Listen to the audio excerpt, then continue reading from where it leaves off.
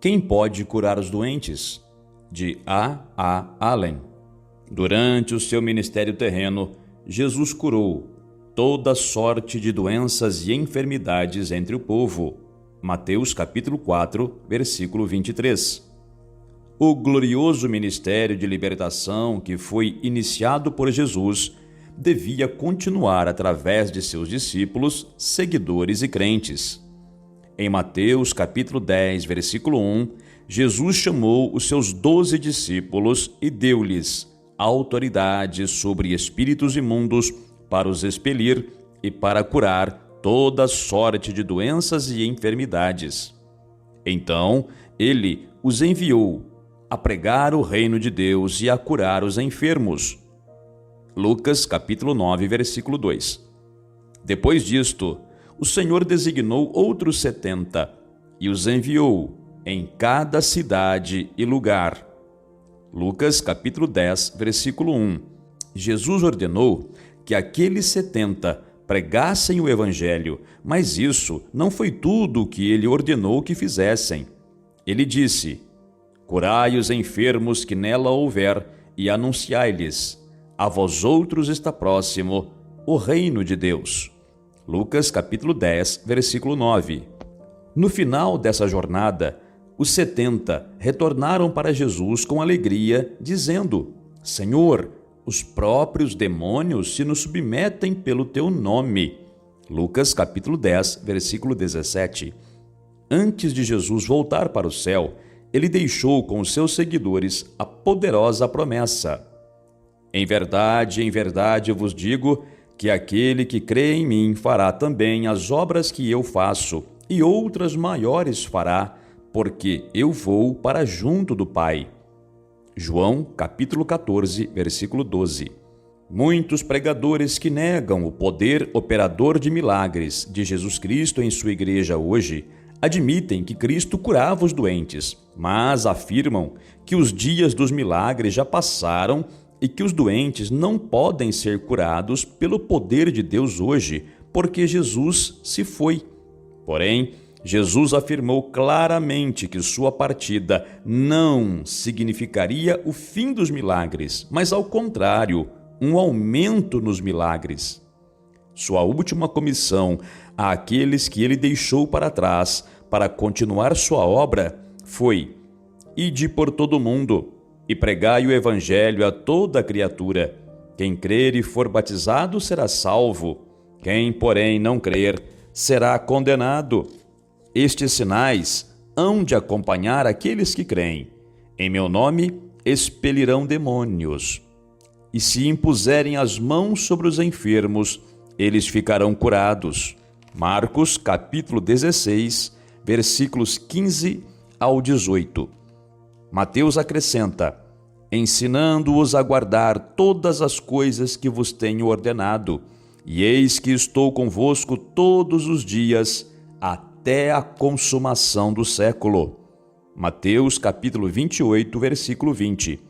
De acordo com Marcos, assim que Jesus acabou de falar essas palavras, ele foi recebido no céu e assentou-se à destra de Deus.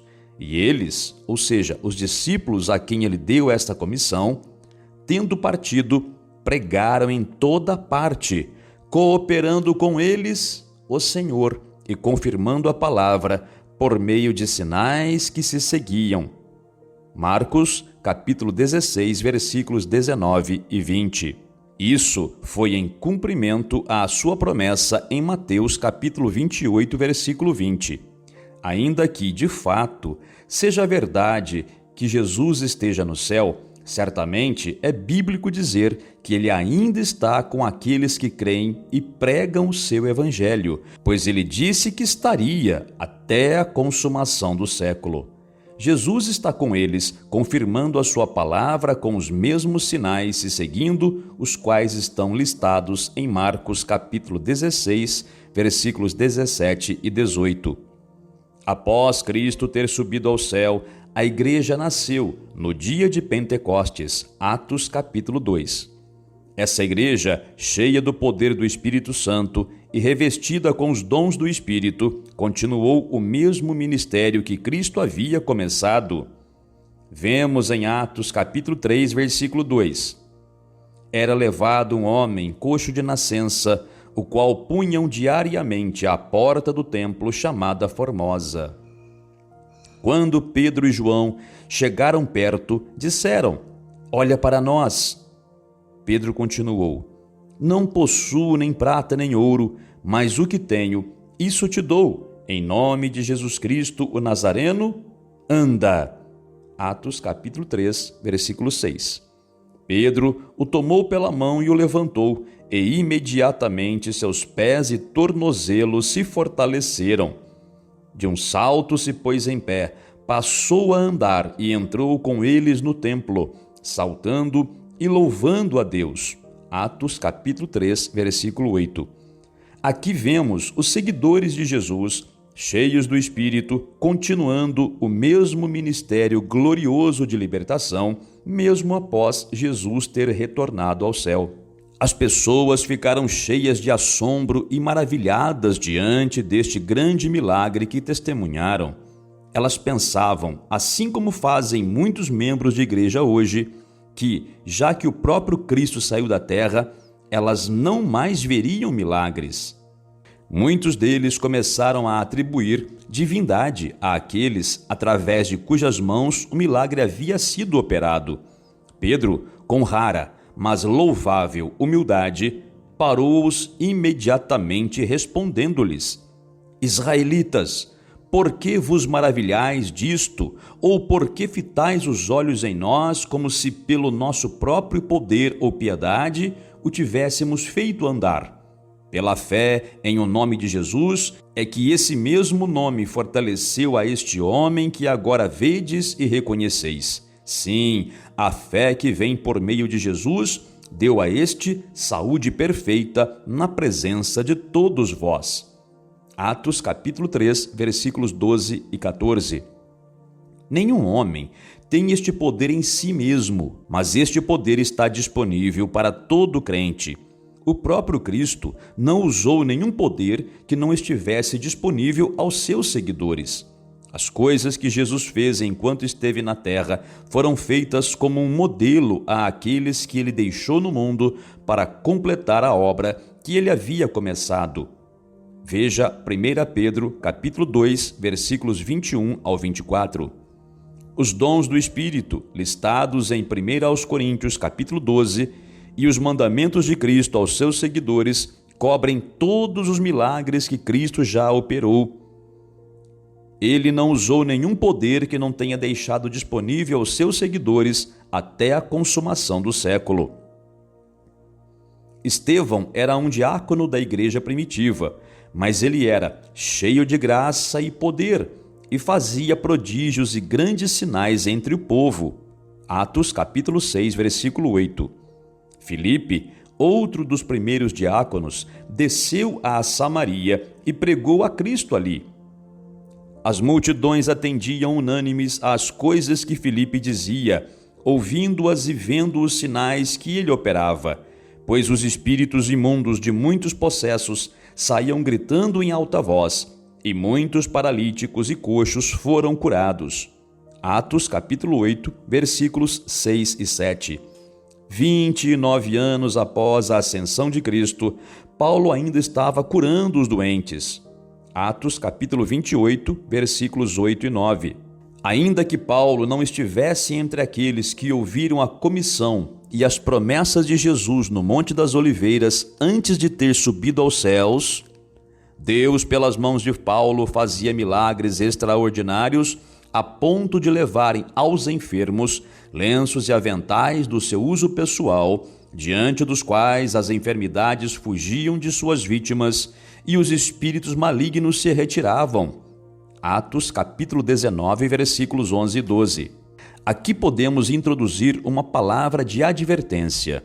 Os milagres de Paulo se tornaram tão notáveis que até mesmo aqueles cujas vidas não haviam sido purificadas pela fé chegaram a crer que milagres realmente podiam ser feitos no nome de Jesus. Atos capítulo 19, versículos 13 ao 18. Eles mesmos não haviam entrado em contato com Jesus, mas o conheciam como o Jesus a quem Paulo prega. Quando tentaram expulsar demônios no nome de Jesus, não foram reconhecidos pelos demônios como quem tem autoridade. Aqueles homens creram no que haviam visto, ou seja, os milagres que viram Paulo operar. Mas eles não tinham fé em Deus. Eles não criam que Deus operasse milagres através de suas mãos por causa de sua palavra direta a eles. Eles não provaram sua fé em Deus através de crer em seus mandamentos e em suas promessas e por viver vidas de consagração e santidade. Muitas pessoas sinceras hoje têm ficado desapontadas e desanimadas porque têm tentado se apropriar das promessas de Deus sem ter o cuidado de cumprir seus mandamentos. O nome de Jesus não é um amuleto. Ele não possui magia, mas ele possui poder quando usado por aqueles a quem Jesus deu a sua procuração, ou seja, o direito de agir por ele em seu nome.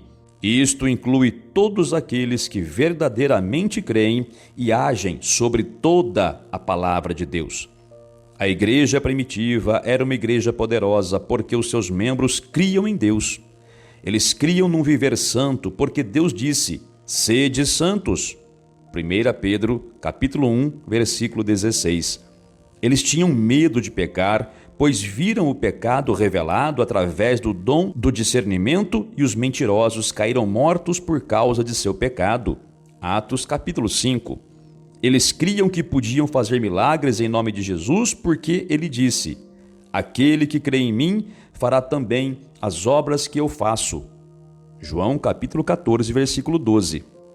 E, porque eles criam em Deus, Deus cooperava com eles, confirmando a palavra com sinais e maravilhas. Deus não mudou. Qualquer igreja hoje pode ter o mesmo poder se cumprir as mesmas condições. 26 anos após a ascensão de Cristo, o apóstolo Paulo escreveu para a igreja em Corinto dizendo: a uns estabeleceu Deus na igreja, primeiramente apóstolos, em segundo lugar profetas, em terceiro lugar mestres, depois operadores de milagres, depois dons de curar. 1 Coríntios capítulo 12, versículo 28. Esta mesma igreja ainda está em operação no mundo hoje e estará até que a trombeta soe e a primeira ressurreição aconteça. E 1 aos Tessalonicenses, capítulo 4, versículos 13 ao 18, seja cumprido. Então a obra da igreja nesta terra terá sido completada e esta igreja será arrebatada para se encontrar com o Senhor nos ares. Enquanto essa igreja, seus pastores e membros, crerem na palavra de Deus, ela continuará, no poderoso nome de Jesus, a curar os doentes e a operar milagres. Jesus declarou: estes sinais hão de acompanhar aqueles que creem. Se impuserem as mãos sobre enfermos, eles ficarão curados. Marcos capítulo 16, versículos 17 e 18. Assim, os dons do Espírito, ou a operação de milagres, ou a cura dos enfermos, não foi confinada somente a poucas pessoas escolhidas na igreja primitiva, nem a alguns pregadores hoje. Mas, enquanto existir um crente na terra, milagres podem ser operados no nome de Jesus. Em lugar algum da Escritura, o ministério de cura está limitado a alguma época em particular, nem a indivíduos destacados.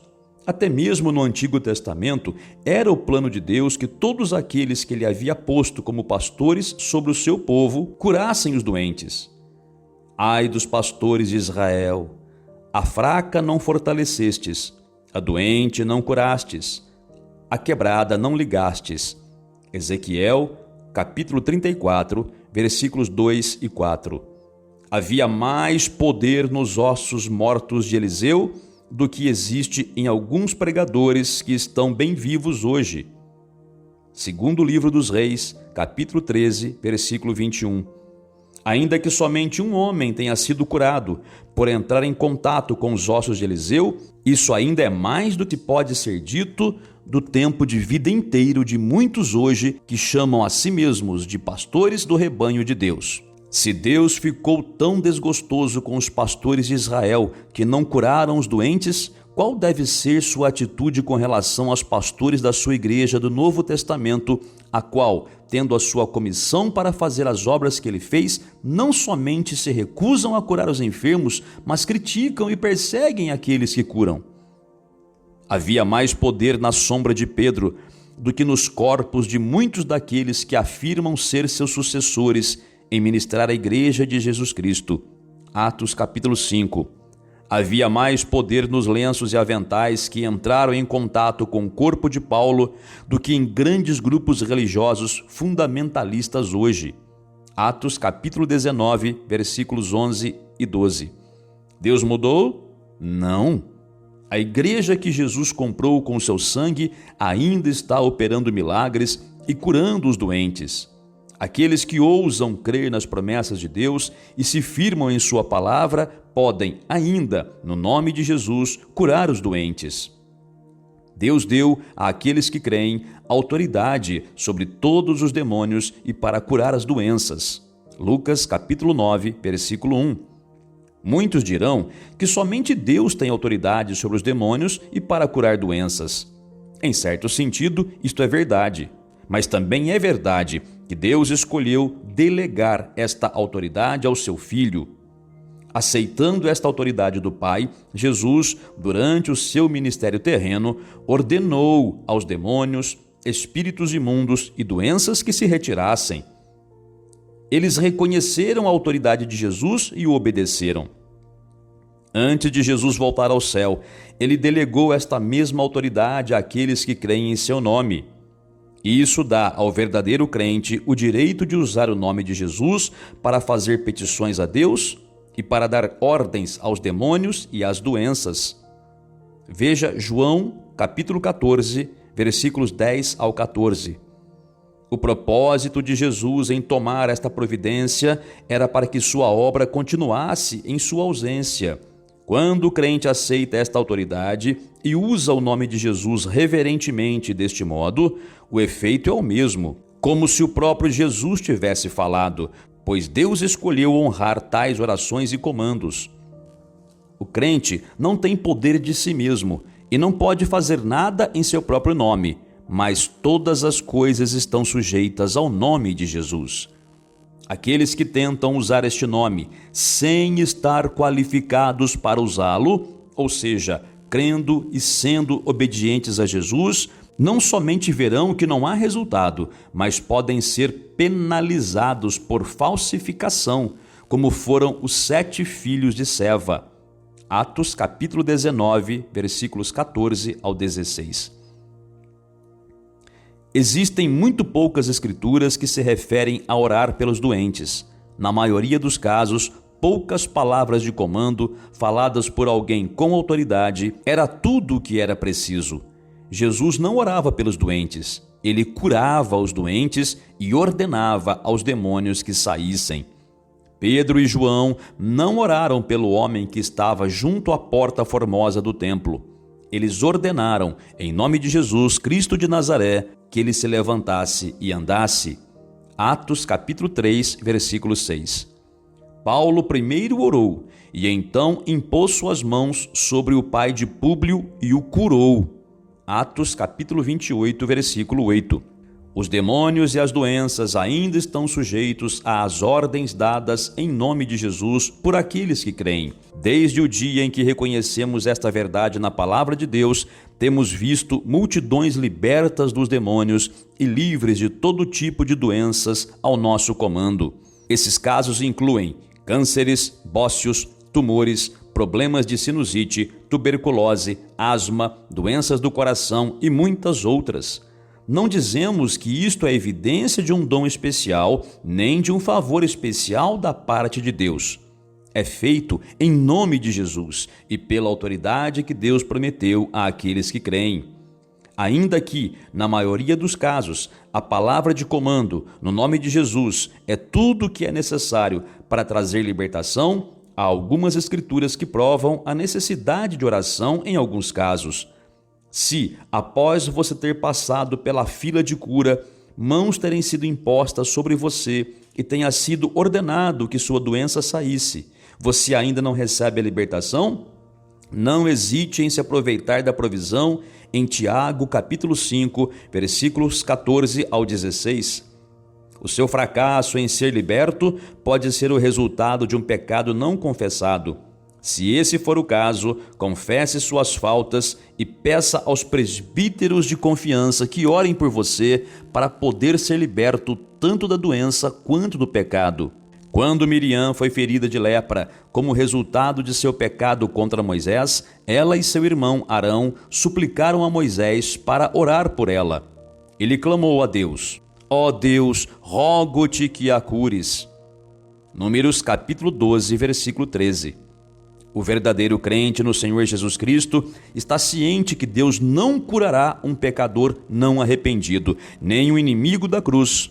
Ele não usará conscientemente sua autoridade para fazer algo que o próprio Jesus não faria se estivesse presente em carne. Aqueles que ainda estão na escravidão do pecado fazem bem em primeiro buscar ajuda em oração para que possam ser libertos do pecado. Quando fazem isso, a promessa de Deus é clara: e a oração da fé salvará o enfermo, e o Senhor o levantará, e, se houver cometido pecados, ser-lhe-ão perdoados. Tiago, capítulo 5, versículo 15. Muitas doenças são o resultado direto de um demônio de opressão. Atos, capítulo 10, versículo 38. Jesus não disse: orem pelo oprimido e pelo possesso de demônios. Ao invés disso, ele disse: expulsai os demônios. Mateus capítulo 10, versículo 8. Somente a oração não expulsará demônios. Jejum e oração, buscar a face de Deus e arrependimento de todo pecado conhecido é, em alguns casos, necessário para preparar os corações dos que necessitam de libertação, bem como dos que vêm em nome do Senhor trazer a libertação, para que possam estar prontos para entrar na batalha contra Satanás e reivindicar a vitória sobre ele. Mas enquanto esses demônios não ouvirem a palavra de comando dada pela fé no nome de Jesus e por alguém que tem autoridade para usar esse nome, eles não sairão. Eles não têm que sair e sabem disso. Os discípulos de Jesus certa vez tentaram expulsar o demônio de um garoto, enquanto Jesus estava no monte orando e jejuando. Eles conheciam o poder do nome de Jesus. Eles haviam expulsado demônios antes. Eles estavam certos de que este também sairia. Mas este demônio teimoso se recusou a sair. Eles ficaram muito angustiados pelo aparente fracasso da autoridade que eles entendiam que tinham. Mas não ficaram satisfeitos em dizer: o tempo em que podíamos operar milagres já passou. Quando Jesus expeliu o demônio do garoto, eles lhe perguntaram por que eles haviam falhado. E Jesus respondeu: por causa da pequenez da vossa fé. Pois em verdade vos digo que, se tiverdes fé como um grão de mostarda, nada vos será impossível. Mas esta casta não se expele senão por meio de oração e jejum. Mateus capítulo 17, versículos 20 e 21. A autoridade sobre os demônios havia sido dada para aqueles discípulos contanto que tivessem fé.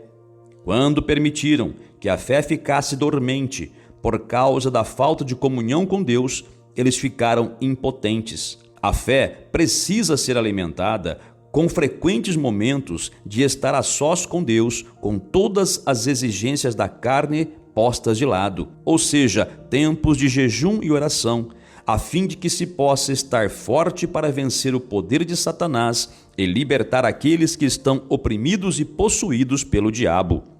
Satanás foi derrotado no Calvário, mas ele se recusa a reconhecer a derrota. Ele se rende somente quando e no que é obrigado. O terreno precisa ser tomado passo a passo.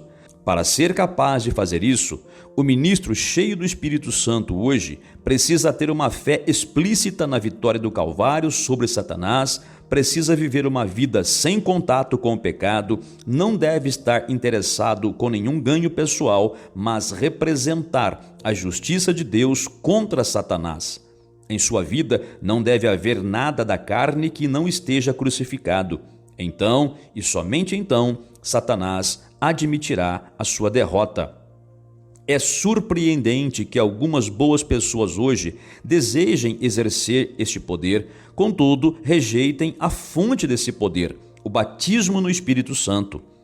O próprio Jesus não operou milagres, nem expeliu demônios, enquanto Deus não o ungiu com o Espírito Santo e com poder. Atos capítulo 10, versículo 38 e João capítulo 2, versículo 11.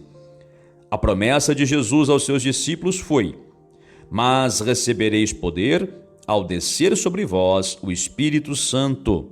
Atos capítulo 1, versículo 8.